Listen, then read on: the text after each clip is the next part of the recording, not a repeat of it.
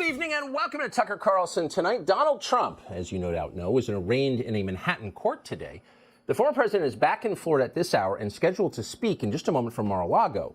This feels significant, so we're going to take his remarks live as soon as they begin. But before we get there, it's worth understanding what it is we've just seen. Often the clearest perspectives on our country come from outside its borders. With distance comes clarity. So with that in mind, here is Salvadoran President Nayib Bukele on Twitter today. Quote, "Think what you want about former President Trump and the reasons he's being indicted," Bukele wrote. "But just imagine if this happened in any other country where a government arrested the main opposition candidate. The United States' ability to use, quote, democracy as foreign policy is gone." Thousands of miles from New York City, in the heart of Central America, it is very obvious what just happened at that Manhattan courthouse.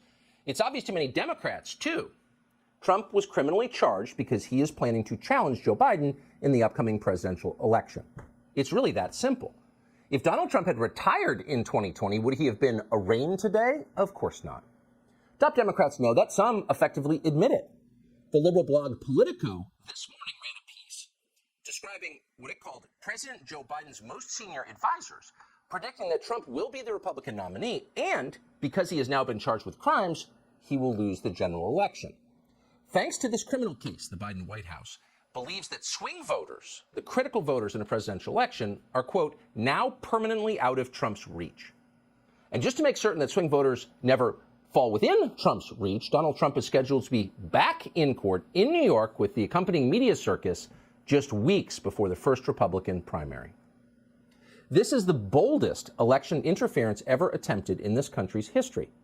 And if you doubt that, if you think it's maybe on the level, then we suggest you look carefully at the indictment that was unveiled today. Donald Trump, as you probably heard, has been charged with 34 separate crimes. Those crimes turn out on close examination to be the same crime repeated 34 times. And that crime is, quote, falsifying business records in the first degree.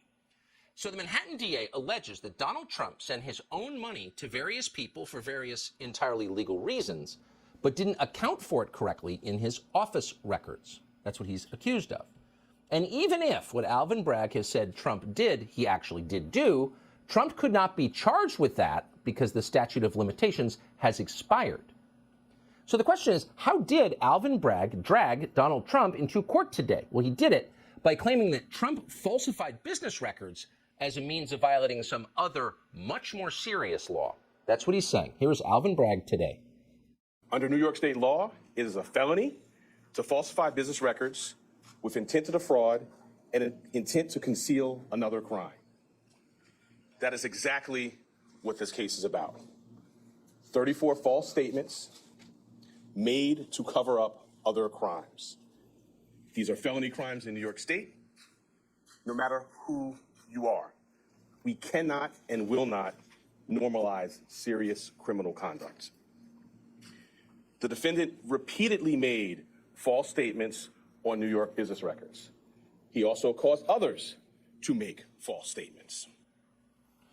So here's what Bragg just said, in case you weren't paying attention to the lecture. Donald Trump has committed a crime not by changing business records, but by changing business records in order to conceal another more serious crime or to defraud somebody.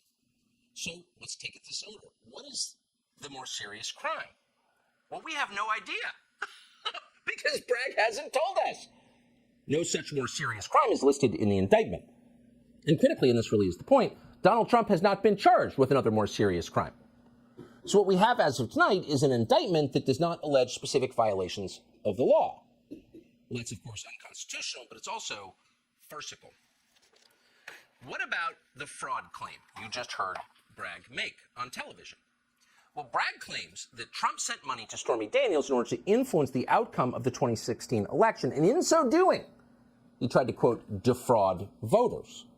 Well, that turns out to be an actual crime. It's on the books. Bragg is claiming that Donald Trump committed a campaign finance violation, which is a federal crime, by the way. The problem is he did not commit a campaign finance violation. Nobody is claiming that he did, including the Federal Election Commission, which has investigated this question. So as a legal matter, the case brought today, the 34 felonies, make no sense at all. It's ridiculous. But as a political tactic, which is precisely what it is, it is likely to be effective. And that's why the media so fervently supports it. Watch. A kind of an alliance between different groups that have a history of being dispossessed and discriminated against, whether they are Jews or Black Americans or LGBT folks, that might come together to push back against the white Christian nationalist assault on American democracy. Well, you don't know what part this man might play in the future of our democracy. This campaign of disinformation that's continuously undermining our democracy. One day people will look back and say how we've handled this issue of Trump, how it affects our democracy. Really could be a major event, could be a big turning point, one way or the other. The federal prosecutors have said this is a crime that imperils our democracy. So it imperils our democracy, and because we care so deeply about democracy, we're going to prevent the leading candidate in the other party from running for president, not let voters vote for him. Notice there was not one word about any crime here, meaning a violation of statute. So what is this really about? Well, you may have heard MSNBC guest Peter Beinart describe today's circus in Manhattan as part of a larger offensive by a coalition of the aggrieved, and we're quoting, to push back against the white Christian nationalist assault on American democracy. Now, in case you're waiting to hear the real motive here, wait no longer, there it is. Let that sink in. Does that sound like justice to you? Or does that sound like tribal justice? Well, that's, of course, exactly what it is.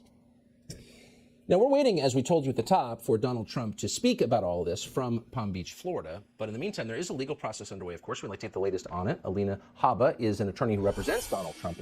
Subscribe to the Fox News YouTube channel to catch our nightly opens, stories that are changing the world and changing your life. From Tucker Carlson tonight.